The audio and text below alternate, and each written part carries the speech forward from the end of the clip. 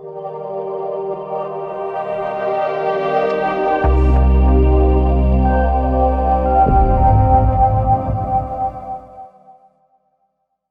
am so glad to have your participation and an incorporation in our shows live. So do connect via the phone line directly to our studio, which is 01733 602 133, or alternatively connect on our WhatsApp directly, which is 07745 278 978.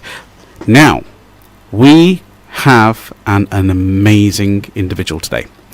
She's not only an individual who's taken my heart personally as my younger sister, but she's also an individual who's turned her life around from the darkness of taking or ending her life in the mid to late 20s to becoming an inspiration, a true titan in the world training arena, understanding education, having spoken to thousands on the planet, having a philosophy that people follow to bring them through to their optimum mindset and perform at their best of potential.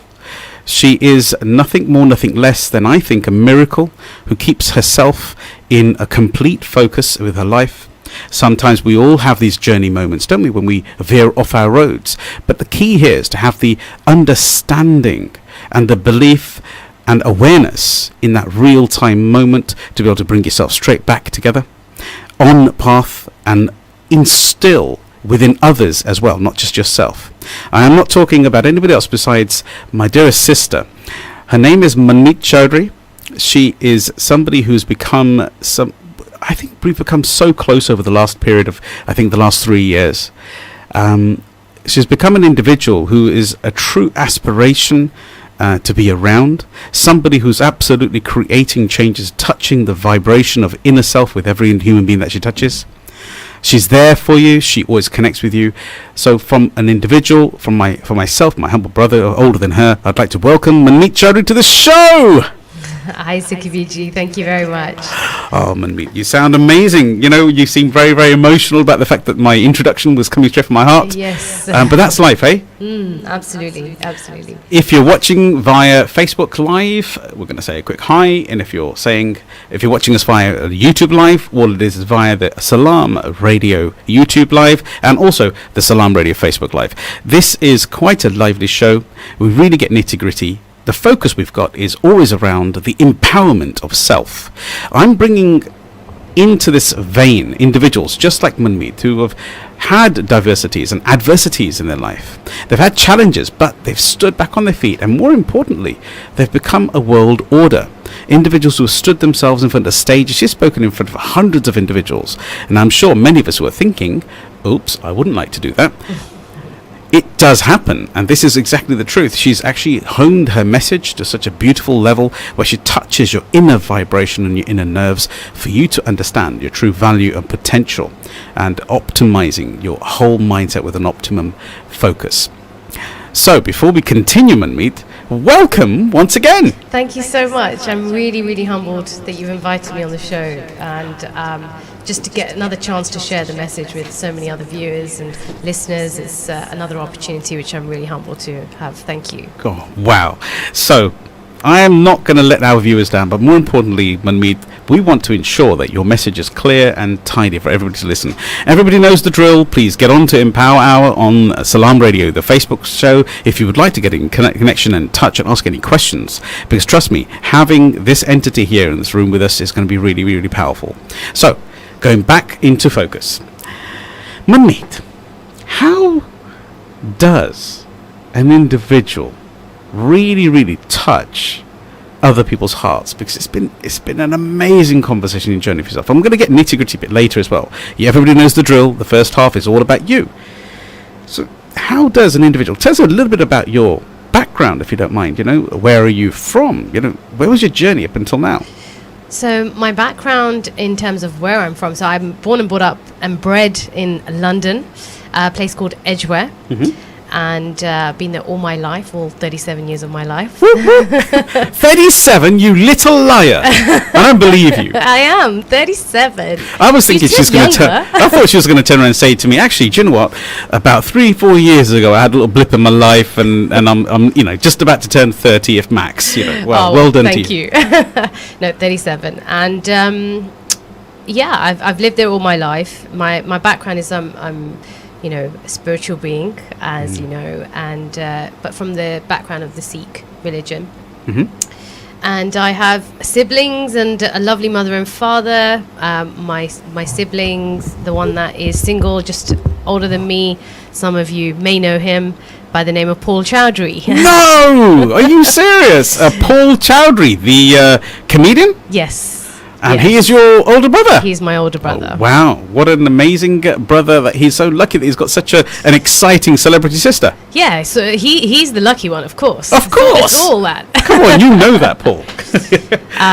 But yes, it's actually really interesting. I think I'll just go on a slight little tangent there. I was just speaking to the station manager before we got live as well. It's very interesting because he does comedy. I help people with emotions. And we both get the same testimonials, interestingly enough. Oh, wow. We have the same results.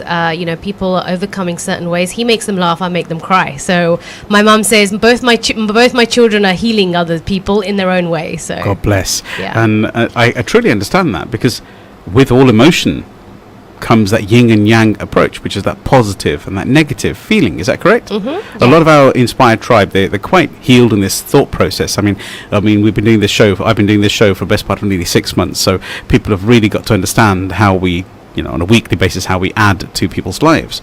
So, would you mind if Manmeet, if we took a slight dive into the background, because sure. I really love, and I know we haven't really planned this, but there's a lot of stuff that we talk specifically about that. So if it's something you do not want to talk about, please tell me. Oh no, absolutely. Let's just go with the flow. You ask me, and I'm open to sharing whatever you need. Well, that's amazing. Okay, so let's go back a second. I mean, you've come from a nuclear family. There's yourself, there's your brother, mum and dad, right? Yeah, and also an elder brother and an elder sister. There's 4 of us. There's 4 of you in total? Yeah. Wow, that's amazing. So you've come from around the Edgware area and stuff of that sort of nature? Yeah. Got it. So how was life as a student, as a school person? How was that?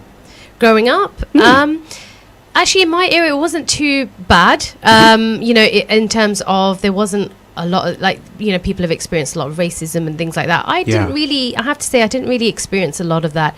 I actually went to school in Southall. Southall! Yes. Yeah. Southall massive, that's for you, Jatinda, and everybody else is on the team there. I went there because my mum and dad, they had a cafe. So as far, from I think even my nursery, I remember my nursery being opposite. We had a cafe and my nursery was opposite. It was on Green Street, and then I went to Featherstone High School. Featherstone First School. And then when it came to high school, I came back towards Edgware area. So, growing up, I was obviously around a lot of Indian and Asian people. Yes. I didn't really, feel like, there's not enough of us around, or, feel that homely kind of feeling. So that's where I grew up, and that's where I had my education. And then when I came towards Edgware, again, back to schooling, it was probably about 6 or 7 years later, I think my mum and dad gave the cafe up, but they were really well known. So they were an avid part of community, which always helps individuals, like I would say my father as well, and my mother as well. So both of them as a couple were the fabric of community. Absolutely. And that gave us that little leg up into being communitized and known. Yeah. Absolutely. And we were an avid part of the community for, the local Sikhs as well. I did quite a bit of charity work with them. We started off in a porter cabin, our Gurdwara, and then we basically transformed it and have a building standing up, called Brent Sikh Centre. So I've grown up with that Gurdwara, all my life. I remember... Hence the spiritual. Absolutely, yeah. I remember that one of the people who really ran the Gurdwara, I said to him, when we have this building up, mine will be the first wedding.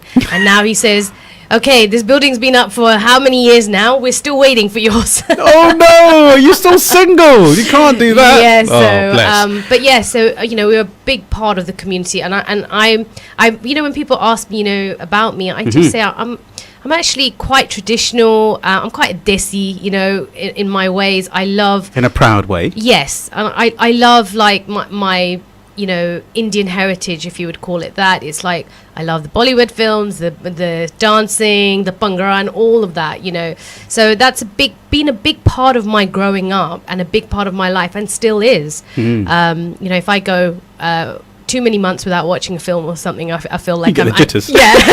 I'm like, Mum and I go on date nights. We go and watch films and stuff like that. So, oh, brilliant! This is a heavenly conversation to have with yourself, because the reality is that I truly understand the journey that you've had. Is it okay if we just delve a bit more into helping others? Because this is the Empower Hour. We really put a lot of love and effort into this. But every one of our guests, including yourself, they really have a heart-centric view to life. Now, heart-centric, God-centric, principally the same. A lot of our audience are very much in the spiritual understanding. They understand the religious understandings. They understand the possibility of God being seen and deemed as a spiritual entity as well. So, an absolute understanding. And this goes out as far as Canada, Americas, Africa, and over into repatriation of the eastern areas as well. In a very humble way, because we have a long, strong following with Sukhi Wahiwala by brand. Amazing. So I just want to go, if it's possible, because there's one thing that was kind of, you could say, semi-disturbing, I suppose, with your bio when I was going through it with yourself. How can somebody so jovial and so loving, so heart-centered today have had a dark moment? Because I don't know whether anybody's read your bio, but I would like to share a little bit about yourself. And you had actually a time when you had a contemplation, which was, and the reason why we're talking about this on live on air is because it helps other people to get themselves clear. And the toughness and the strength and the inner acceptance that you've already achieved is, I think, something that you have a lifelong mission to share with other people as well. Yes, yeah. I've had it as a mission, but it's only more recently I've come out with sharing how dark of a place I was in. God bless you. In that hope that it does inspire people that are either there, have been there, or, are thinking of it, or anything like that. I think, and it takes a lot, first of all, to even be that vulnerable, to share. But just knowing that vulnerability is not about me, it's about what can it do for other people. Beautiful. Allows me to share. We have a lovely saying, and I think once upon a time when we worked together as well in the past, we mentioned this before, that sometimes we're chosen. Sometimes we know we're chosen to endure darkness and pain, so that we could shine through it and help others who are having that same process. So absolutely. If I could be very specific about this, and it was a very dark time of your life, and I'm going to hawk back to probably around about the mid-20s, I think it was, when you'd even contemplated taking your own life. Now, please understand, anybody who's listening, this is not an impregnant conversation saying people go and think about it like this. But if you've ever had those dark thoughts, this is the interview for you. Please do listen. Manmeet is a master at this healing process because she's done it for herself. So, what happened? What led to this? If you're okay to talk about it. Well, I specifically remember one night there's nobody at home but me, and I share this as one other, and the one other was none other than a picture of Guru Nanak Dev Ji. Guru Nanak Dev Ji, just for your reference, is the founder of the Sikh faith. So thank you. Yeah, and it was that moment that I felt like that picture that night was so real for me that I felt he was sitting right there in front of me. Wow. And I had a lot of complaints, so I aired them. Oh, wow. And so you felt such a connection that you could have just... Yeah, and it was very much why me? Why have you chosen me to give all of this pain to? Why have you turned my whole life upside down? I had a great life. I was earning great. I was at the top of my game in what I was doing. I had the lifestyle, the car, and everything, and just like that, it was gone. Wow. So I had a lot of complaints. And it was at that moment I just could not, sometimes we say we know that within every darkness there's the equal amount of lightness, but for me, I just could not see it. I couldn't see it at all. Well, I was going to say, sorry to stop you there, but that's, we understand after an enlightenment within oneself, but otherwise it doesn't seem like that in that moment. No, and in the you're moment. so right. Yeah, absolutely. I just there was nothing that was going to, even if people were coming to kind of shake me and say, hey, but you know what, because on the outside it looked like my life's okay, but for me, you're the one living it inside. You feel like you're dying. So for me, I was like, I think everybody else has got an amazing life but me. I'd also tried to do positive thinking for quite a long time, and I just felt like it wasn't working for me because everybody else was getting it but me, know. And it wasn't something that I was able to kind of, continuously do, which now I understand why, but I wasn't able to do that back then.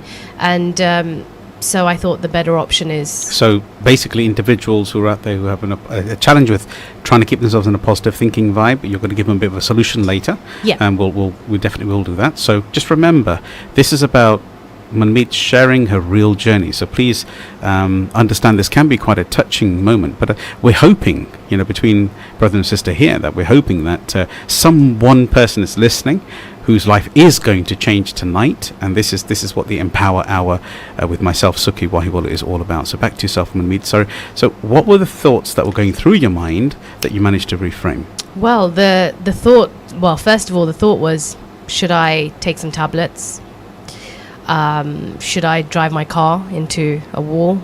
I was thinking about how to do it, and how to end your life, end my life. Yeah, how do I do it? There's so many other ways, but God bless. It was just something inside me in that moment was just like, okay, is there anything else that I can do? And a very good friend of mine happened to ring me, and told me that I needed to go to hear somebody speak, and obviously I was not in the space I wanted to hear it. You kind of think you've heard it all before, there's nothing that's going to help you now, of course, but he managed to twist my arms in more than and he called me from South Africa, but and I still I'm very grateful to him, because for me in that moment he was somebody that was sent.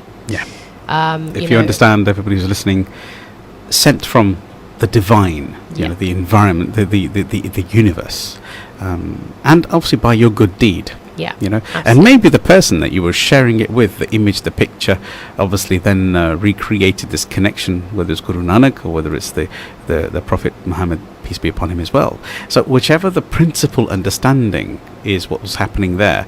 So just want to clarify for our listeners, it's a very important topic, and it's very, very important to clarify. If you're feeling those dark moments that we're just describing now, this episode is not about being dark and being stuck there. This is about showing you that there is light at the end of the tunnel. There is always somebody.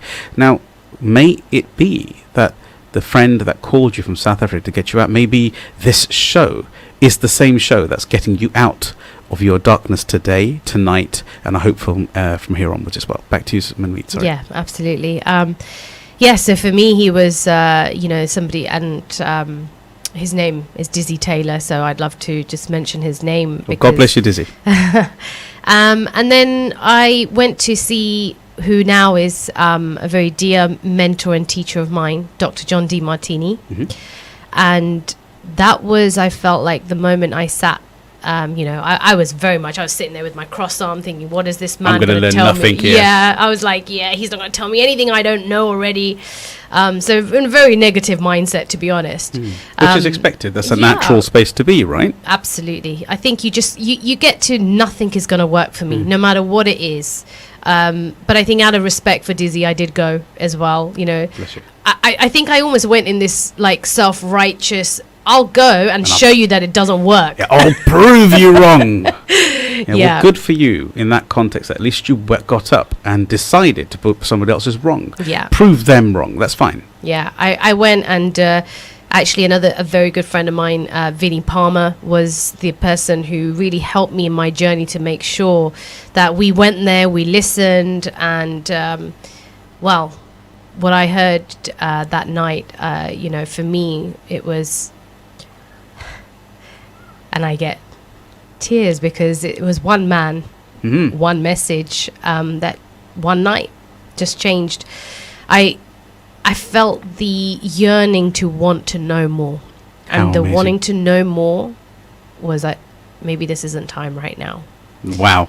So just to clarify, when you called out to the entity or an entity, whether it's in the visualization of Sri Guru Nanak Dev Ji, the founder of the Sikh faith, and then we turn around and find that all of a sudden individuals start to turn up in your world, who start to pull you out of this darkness, and they start saying, hang on, I need you to come over here with me. And then for another person to turn around and say, right, I'm going to make sure you get there, we're going to turn up there together. And then the international amazing entity, Dr. D. Martini, also who has studied Guru Nanak as well, and made it very publicly, openly, so you could see there's a massive link there to the Gurus as it is. So God bless you. So moving on.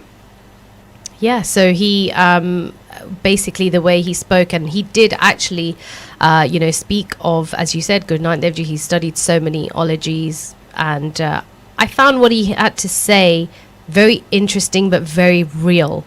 One of the key kind of quotes that stuck with me from that evening was, if you're trying to obtain a one-sided life, that is a life of ease, you're missing out on life. And you're never going to get a one-sided magnet, so don't expect a one-sided life. How amazing is that? So you're suggesting and you're telling everybody, it's a beautiful message for everybody to take away with them, that with life's happinesses must come a little bit of pain as well, to hold that balance. Is that right? Yeah, it's the equal amount. Yeah.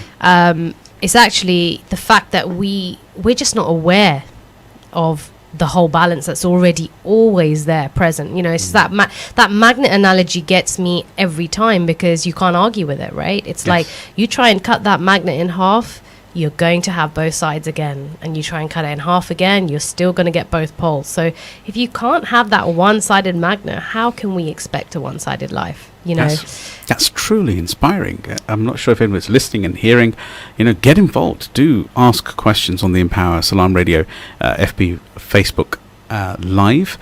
This is a really beautiful topic, and most importantly, it's come from a very humble, warm place, and I thank you for that, Manmeet, for sharing from a very dear place and opening up your vulnerability, because you are very much a go-to person these days for assisting individuals moving forward. So just to move on, so you've ended up with an understanding, or one of the key, you call optimum shifts, don't you? Yeah. Optimum shifts that happened in your mind at that particular moment was the sheer fact that you created an awareness that with every pain or with every gain comes a pain, and that inner balance of with all faiths, Islam, Christianity, Judaism, Buddhism, Sikhism, Hinduism, all of them, the state that you must have equal balance as well. And this is just the beautiful part of life. Yeah, thank you. Absolutely. So I went on with my journey from there, all on a quest, basically. What's life really about? What really drives humans? What's the human behavior all about? And I studied. I was in full-time work, but I just studied and learned a lot more to do with human behavior. And then eventually, fast forward many years. Actually, sorry, I'll just take you back to when I was learning about human behavior. I had no idea that there was a mind-body connection. Mind and body. Yeah. So the first time that I actually went to Dr. D. Martini's course, I actually couldn't walk. Oh my goodness. I was on crutches. So you were on crutches at this event, and that was at the low point in your life, right? Yeah. And my friend Vinny, even when I said, "Oh, you know what? Let's not go because I can't make it. I won't be able to sit." He was the one that held my hand, and he said, "Look, I'm driving us in, and we're going to park there as close as we can to the hotel, and I'm going to make sure that you sit there and do that." And actually, you mentioned Jatinder. He was there with me, also sitting there, and saw this transformation for me, because I didn't realize that when you balance your perceptions about certain things in your life, how much of an effect they have on you on a cellular level. I had no idea. So both Jatinder and Vinny were there with me, and when they saw that, just basically the transformation of me, I walked out on the second day of the course, a 2-day course, I was able to walk. Wow. And that was truly transformational for me. And that was the day I made a decision that I was going to help other people.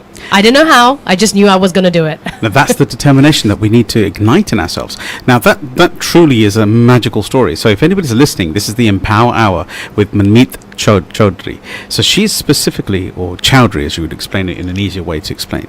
So we're going to be back in a moment. We're just going to take a break very shortly for a 4-minute advert block, and then we're going to be back straight again at 6:30. That's sharp 6:30. You need to tune back in and understand and see how an individual who's seen the darkness of ending one's life has turned around to become a beacon of light for others in a 2-day training that she can deliver herself in a very different format. Thank you very much. See you soon.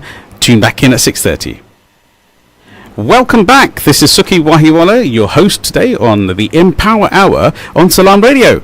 Now, we have been having the most wonderful, I would say humbling and very empowering conversations already today with our guest this morning, and this evening, should I say, Manmeet Chowdhry. She is an independent individual who's gone through the darknesses of feeling that pain of ending her life, and then having realized that she has so much more to deliver. And today she has become what we call the beacon of light for others. She took a 2-day training, which then started her journey in creating her own philosophies with this arena. And she has an organization called Optimum Performance Solutions, and where she has a one-to-one working systems and has changed and spoken as an international speaker across the globe in front of hundreds, and has worked with thousands of individuals all over the world on a one-to-one basis and education within corporate and one-to-one companies. So I'm not going to hold you back much longer. I'm going to introduce Manmeet back in. Manmeet, welcome. Thank you very much. I'm not sure whether you realize, but this has been an amazing journey already. Thank you very much for being so open and hearted. But the second half, we take a different vein and a different area of thought process. Now, what is it like actually being able, what were the steps that you took internally to decide that enough's enough? I am going to take my life forward, and I'm going to. So those 2 days you had, or a lovely 2 days, you really got ignited with the internal self. How important is it when you have that self-awareness of yourself? I think when you get the self-awareness, first of all, it is very much about taking responsibility, taking control. We always are in control if we perceive to choose we are, to actually think, because some people say, oh, well, I'm out of control, it's something outside of me. Absolutely. But the moment we understand the only person that can change us is us. I think that starts a completely different thought process in your mind. Completely in that moment, you start to wonder, well, what else am I in control of then? So the stimulus is basically, you're saying, to ensure that you could become bigger than what you are, to expand, to take that self-empowerment internally. Yes. To realize that maybe you're holding the key. Yeah, absolutely. It's that self-governance. It's like I am governing my own self, my own mind, my own thoughts, the way that I can actually help myself move forward from that. That's where I took it from. Help myself. I love that comment. It's so beautiful. So just a question to yourself, Manmeet. So you work with individuals, you work with organizations across the globe. What specifically do you help them with? Well, I help them, with team culture, team engagement, but I think everybody has certain challenges that they go through, regardless of what they are, and sometimes they become the blocks to us moving forward in our life, and those blocks become invisible over time. Yes, we have like a blind culture towards it. Yes, absolutely. But I think the biggest learning for me, and what I've helped other people understand, is something called, it's a study of axiology, and it dates right back to ancient Greeks, and it's that study of axiology is about values and worth, and I like to reframe it a little bit by calling it priorities. And when people really understand... So priorities are are kind of like you said, values and worth. Yes. Yes, yeah. Okay. So the axiology is actually really the most important ology there is, but the least studied ology. I respect that. Yeah, interestingly enough. But the most important to understand human behavior. And I think when I help people understand a lot to do with what makes people tick, what makes you tick, where are you operating from on a subconscious level? Because we are, operating 95% of our it's operating from the subconscious. And so what I do is I help them understand this very important study to understand themselves. I call it the GPS, and it's the Genius Priority System. Genius Priority System. I love it. And tell us more. Yes, it's so what this study of values and worth is that we all have a hierarchy of priorities and values. And Sukhi Viji, by values, what I do mean is not things like honesty and integrity, which most people do think values are. This is actually what is our tangible priority, and that's what our true values are. So it could be family, it could be business, it could be wealth creation, relationships. These are the actual tangible values and priorities we have. So the Genius Priority System is something that we have a hierarchy of what's most important right down to what's least important.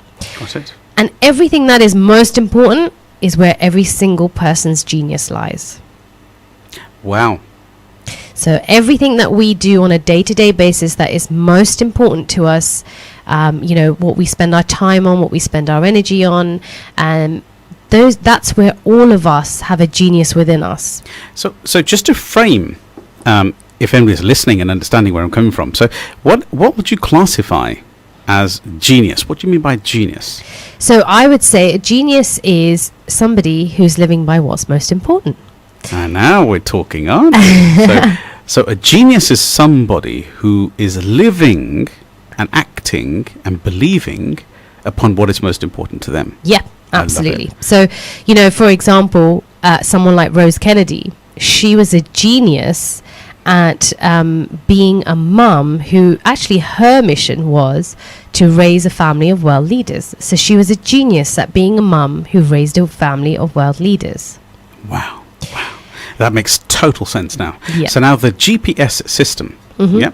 And please, let's talk a little bit more about that, because I think, is it okay to mention that we studied together? I mean, you studied with myself. I have had a course which I delivered about 3 years, maybe 3.5 years ago now. Can't believe it's such a long time. Yeah, a long time ago now. Yeah. And in there, the key understanding is to know oneself. How important do you feel that is, and was any of that valuable? Yeah, I mean, to understand, I think when you find out what your priorities are, right, that's what we're living our life, and they can change over time as well. But I think I did the DISC training, with you. The foundation of self, knowing oneself, Yes, and really there was the aha moment of understanding why, we keep going back to certain behaviors as well. And, really getting to grips with how does that lay into my priorities as well? Yeah. Why am I operating from here in my profiling, from what we call the DISC profiling, and how does that link into my priorities? Because I do feel that they go very much hand in hand. I think you can understand that, we have all behaviors, but we're still going to go back to what's, really most important to us, which is our priorities, and we're going to operate in those priorities in a certain way too, which is, where your work comes in. Yeah. So the GPS integrates with that. Is that right? The GPS basically is only dealing with the priorities at the moment, and it's at the moment it just allows you to understand what yours is and what other people's are. The DISC profiling, I think, is a great addition onto that, to understand that when people are operating in their priorities, what kind of persona do they take on when they're doing that? Love it. And obviously there's an internal element of that as well. So I love this whole journey. It's just this is brilliant. This is like, it's giving me a bit of a feeling in my back, thinking, yes, we've done it. This is absolutely spot on. It's really a pleasure having you here, Manmeet, as always. The depth of conversation is, it's what we're talking about right now is actually quite deep, but even though it's coming across quite open and quite easy to understand. So if I were just to pose a question to you, if somebody doesn't know their priorities, their values, and ultimately themselves, because obviously the Synergist method, which is what I talk about, which is incorporating part of DISC, we talk about the inner filtration of oneself and how they actually really truly see the outside world. If they don't have a handle on those things, then could it be correct in saying that the GPS is probably directing them, kind of causing stigma as opposed to stimulus? Yeah, you see, the GPS is always driving us, right? It's there. That's why I kind of call it that, is because it's actually driving our life.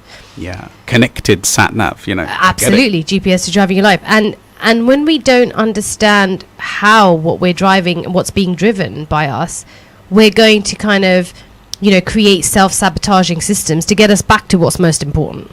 Right? That's exactly the point. Thank you for answering that. Please carry on. Yeah, so what we'll do is when we feel like we're not living in our highest priorities, we will create the amount of chaos we need.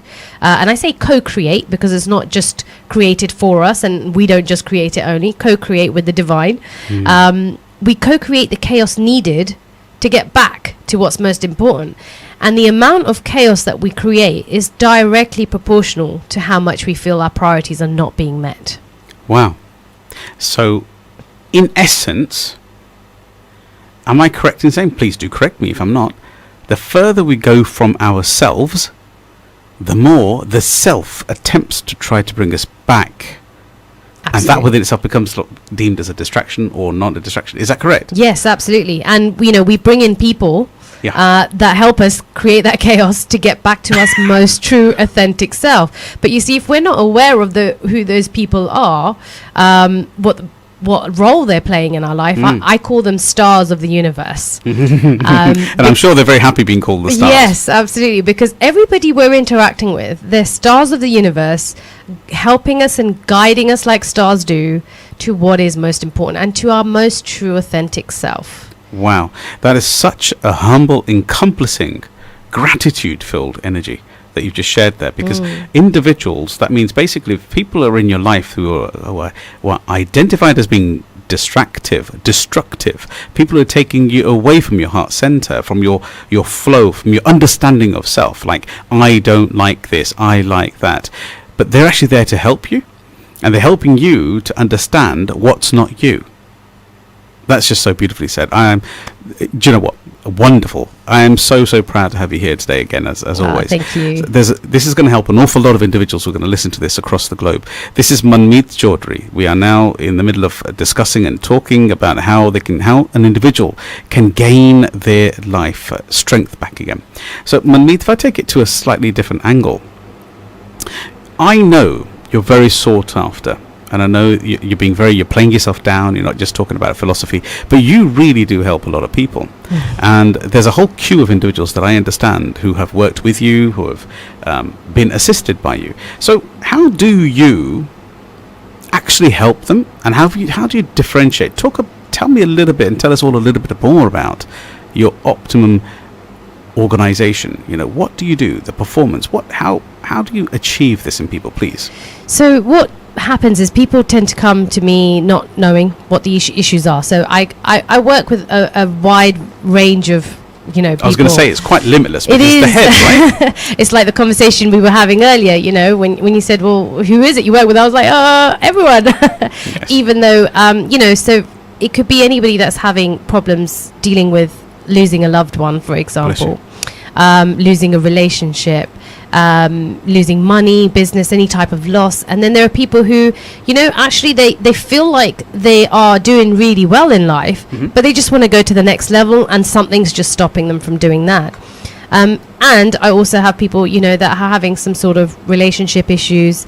And, a lot of these things I'm sharing with you, a lot of them I've gone through myself. So I do believe that whole putting your own oxygen mask on first before you can help other people.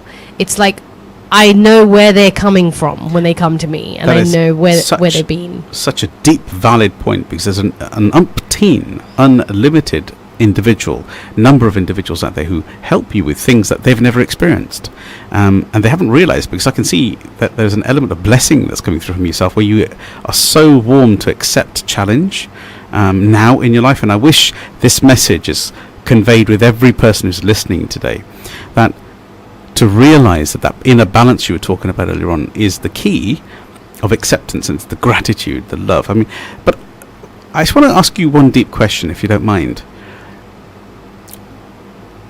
When I speak to individuals, and I know a lot of individuals have had what we call their earning potential just completely unlocked by you.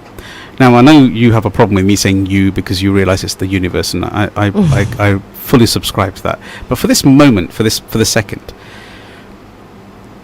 what have you found has been the top reason why individuals are not earning, why they're not finding the relation that they want, and why they're not performing within a relationship as a parent, as a husband, as a wife, as a son, as a daughter, as a friend in life?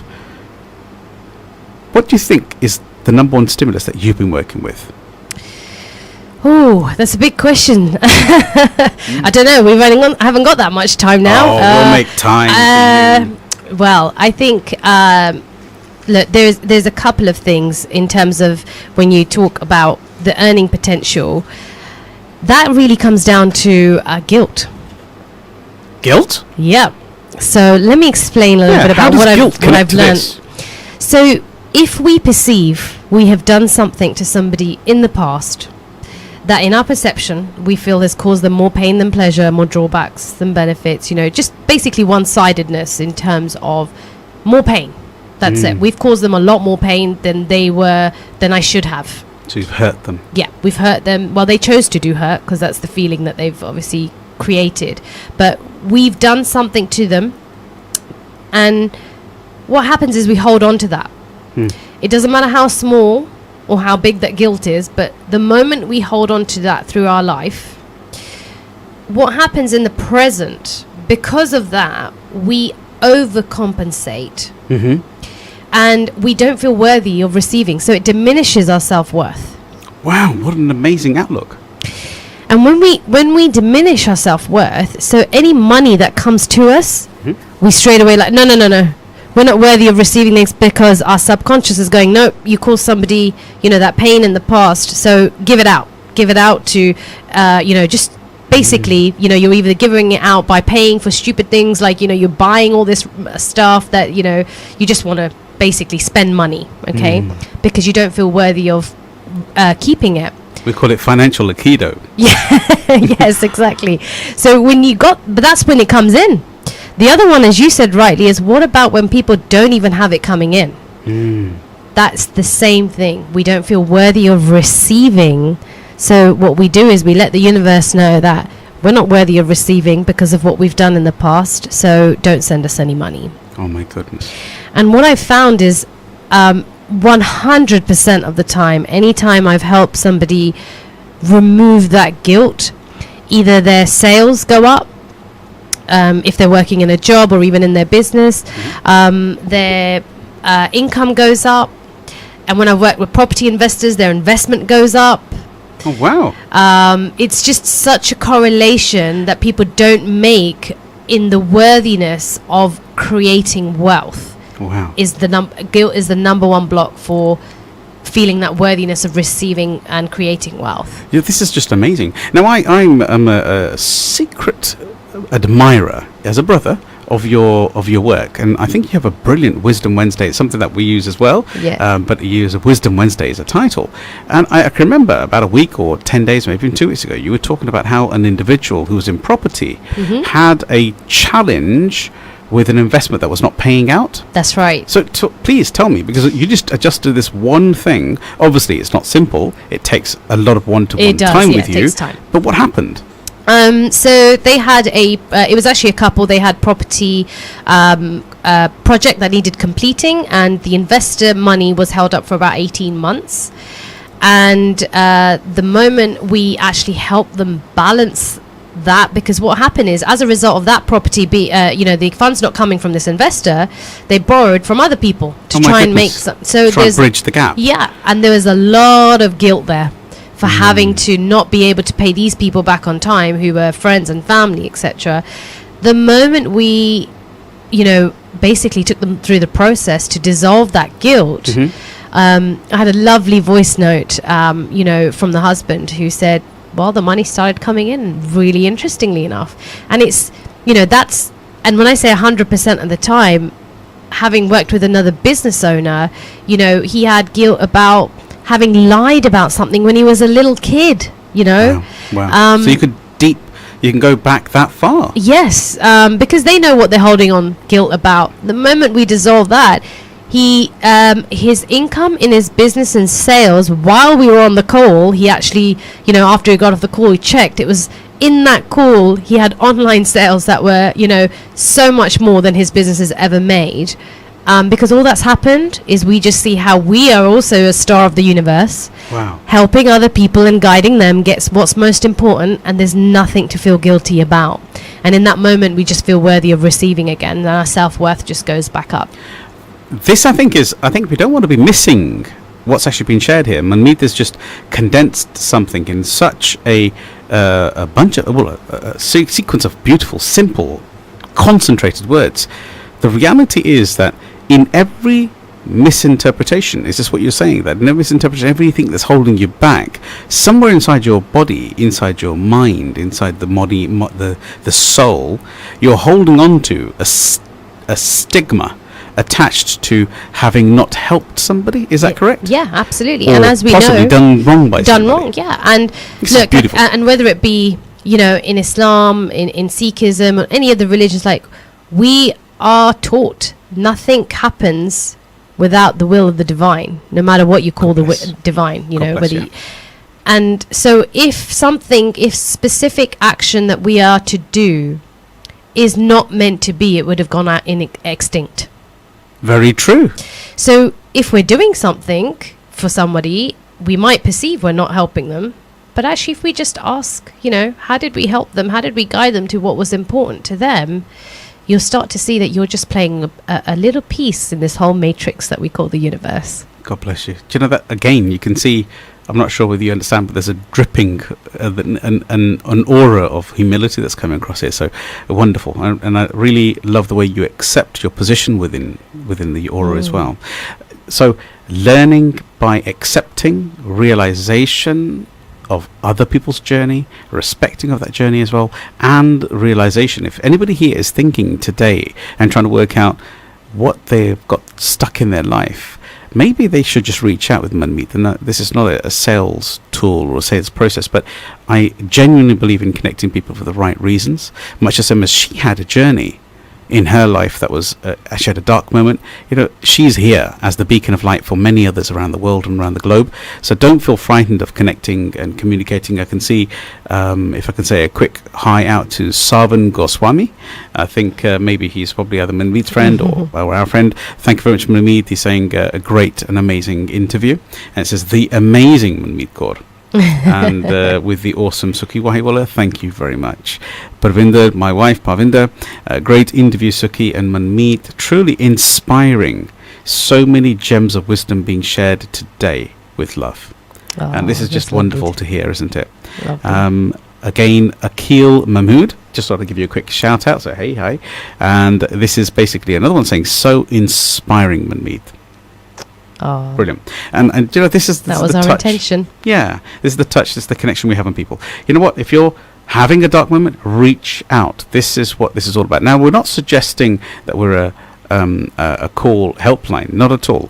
This is basically if you're ready to take charge of your life and you think, okay, I want to attend and be somewhere around the right people. Manmeet, you are very revered in the industry for having open events. Do you have one coming up soon? I'm going to have one coming up in July. In July? Okay. Yep, the date's still being confirmed. But I will be posting it on my website. And, so as you mentioned, the Wisdom Wednesday for now as well. I post that, on social media. That, Sukhi Viji, my Wisdom Wednesdays that I send, if I can just take a second as to why I started my Wisdom Wednesdays. Please do. I have so many people that I've connected throughout my life. And I started my Wisdom Wednesdays in the hope that even if somebody never ever works with me, they have some sort of wisdom that I've been able to touch them with.